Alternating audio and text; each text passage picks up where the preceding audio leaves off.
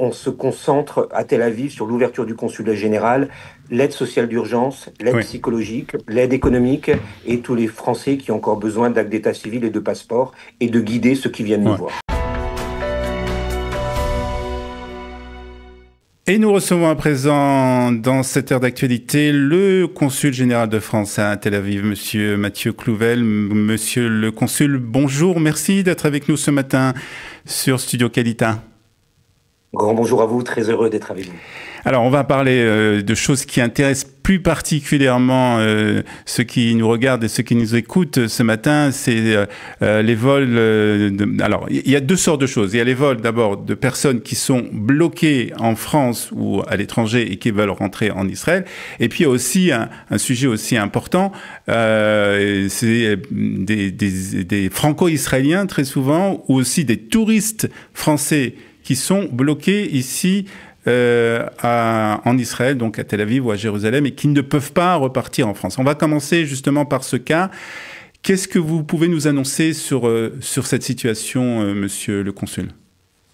Déjà, je commence par vous remercier de continuer à informer la communauté, même quand cette situation est très difficile et tous les jours de conflit. Et, je tenais à préciser, vous remercier pour le travail et comment vous le faites. Une petite pensée aussi quand même pour tous nos compatriotes. Jusqu'à ce jour, on n'a pas eu de Français parmi les victimes décédées. Mais il y a pas mal de nos compatriotes qui ont eu leur logement entièrement ou partiellement touché. Dont notamment 4 membres de l'ambassade et du consulat général. Donc, je voulais avec vous avoir une pensée forte pour eux. Tout à fait. Oui, c'est une situation inédite, ce qu'on vit. C'est la première fois depuis 1948 et la création d'État d'Israël que l'espace aérien et les vols sont arrêtés pour plus de quelques heures. Quand je travaillais avec nos amis israéliens dans les ministères ces 3 dernières années, ils me disent toujours, mais monsieur le consul, soyez rassuré, jamais on ne fermera l'aéroport Ben Gourion plus de 2 ou 3 heures. C'est pas le cas, donc c'est quelque chose d'assez inouï. Ça rend notre travail avec les équipes parisiennes, c'est 24/24, on y réfléchit, on tourne ça dans tous les sens, assez complexe, parce qu'il ne faut pas mettre en place des choses qui ne seraient pas assurées ou sécurisées. Pour l'instant, aucun vol civil ne peut passer. On a beau, on était hier avec l'ambassadeur, avec le directeur d'El Al, on est avec le ministère des Transports, on négocie, on discute.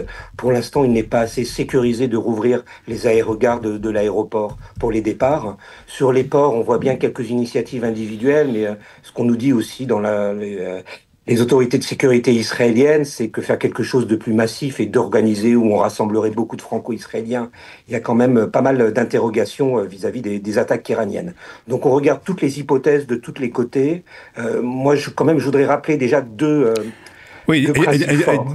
Essayez d'être optimiste ce matin quand même pour ceux qui nous Très écoutent optimiste. Alors, et moi, je suis qui ont envie. très optimiste. Voilà, alors allez-y. Le premier rayon de soleil, c'est que c'est la première nuit un peu de qualité qu'on a eue, à part à Beersheva. Et on a un peu plus dormir. Donc je crois toujours au soleil du lendemain. Nombre de nos compatriotes partent de leur propre chef via en particulier vers Amman et la Jordanie. C'est pour les rassurer. Tous ceux qui passent notamment par le point du Nord qui est Sheikh Hussein, j'ai envoyé beaucoup d'amis, beaucoup de groupes, beaucoup de gens proches. Je peux vous assurer que c'est sécurisé, que ça se passe bien. Il faut y aller très tôt. Il faut bien compter quand même 2 grosses heures pour passer. Avoir fait son e-visa jordanien la veille au soir. Ensuite, du côté jordanien, donc on y va en taxi. Moi, j'ai réservé des taxis pour tous mes amis qui devaient y être. Et de l'autre côté, soit il y a pas mal de taxis et de minibus qui attendent, sinon on préserve, il y a une compagnie israélienne, le cas échéant, son taxi ou son petit bus qui vous amène jusqu'à Amman. Il y a beaucoup d'hôtels disponibles à Amman.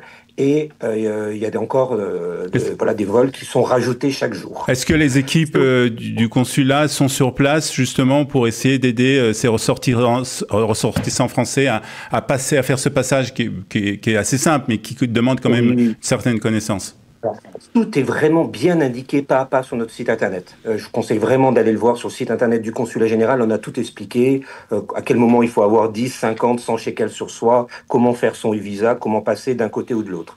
À partir d'aujourd'hui, du côté jordanien, il y aura des équipes qui accueilleront et qui guideront nos compatriotes. Et la même chose du côté égyptien. Donc ça se met en place. Moi, le consulat général de France à Tel Aviv a rouvert depuis lundi. J'ai la chance d'avoir une magnifique, super petite équipe qui acceptent de venir tous les jours, même quand il y a des alertes et des missiles.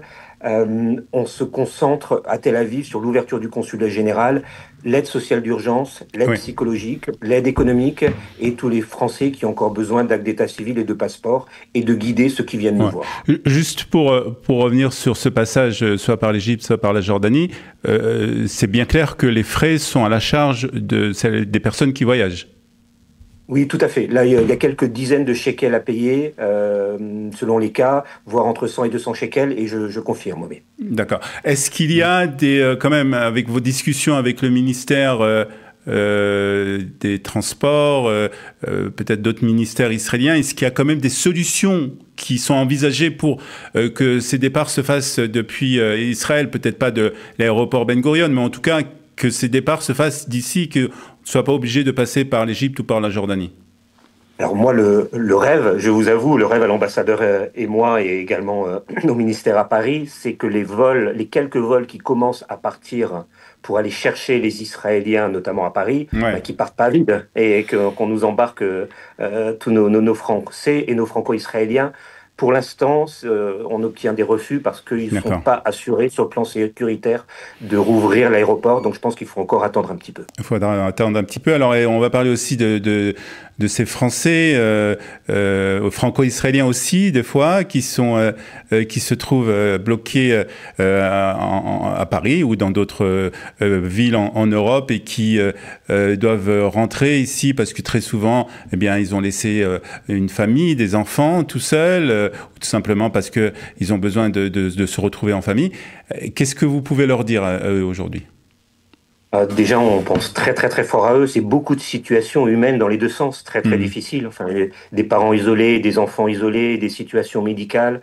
Enfin, j'ai beaucoup d'affection et de tendresse des deux côtés pour cette très très belle communauté franco-israélienne qu'on a et qui se retrouve pris dans cette tourmente de ce conflit soudain.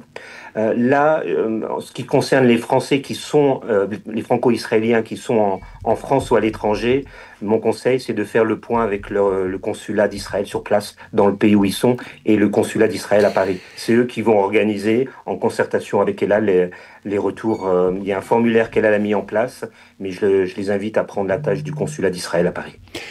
Très bien, monsieur le consul. Dernière question, alors, plus personnelle. Cette fois-ci, vous avez vécu, si je ne me trompe pas, vous étiez là pour le 7 octobre. Hein, vous veniez d'arriver, quelque chose comme ça.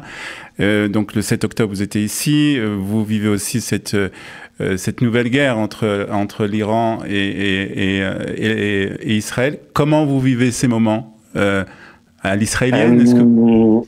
Ça fait 3 ans que je suis là, alors c'était un choix très très fort et je continue de dire que je suis un consul général de France extrêmement heureux parce que j'ai une des plus belles communautés françaises au monde, hein, plus de 200 000 Français ici et chaque jour les histoires individuelles, les profils m'éblouissent par leur richesse.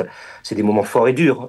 Post 7 octobre, le suivi des otages, des victimes, les missiles, la mise aux abris, je suis en famille également, ça a été très très lourd pour nous tous.